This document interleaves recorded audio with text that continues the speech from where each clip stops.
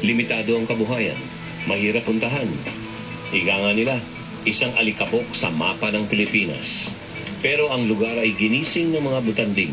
Dumagsa ang mga turista at dahil wala pa ring nightlife kapag kumagat ang dilim, naghanap ng magagawa sa gabi ang mga butanding interaction officers dito. Sabi nila, ano kaya kung mag-river cruise po dito sa loob? May nakita silang fireflies. Sabi ng BIO, mas marami pa dyan. Sabi ng guest, talaga, doon na nag-umpisa.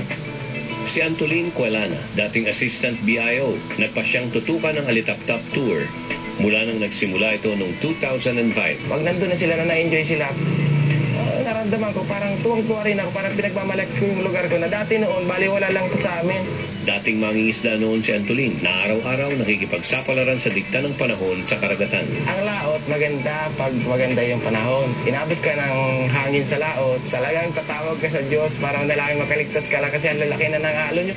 Noon, hirap si Antolin na pagkasyahin ang kinikita para buhayin ang kanyang pamilya. Pero ngayon...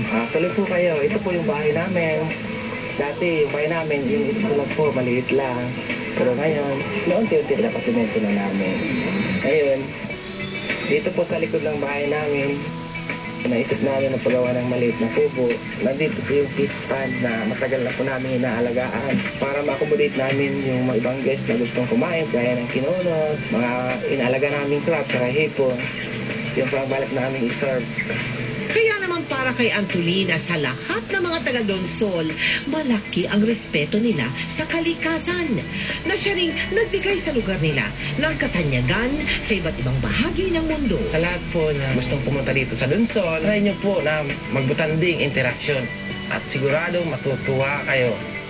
Paggabi naman, try nyo po yung fireflies namin. Ma-amaze kayo, magugulat talaga kayo sa dami ng fireflies namin sa loob. May nagsasabi na, ang daming Tinkerbell, ang daming stars, ang baba na, nahawakan ko na, oh. Butanding sa araw. Alitap-tap sa gabi. Dalawang malaking rason Kung bakit Bicol ang ating destinasyon ngayong bakasyon. o kita-kits ha.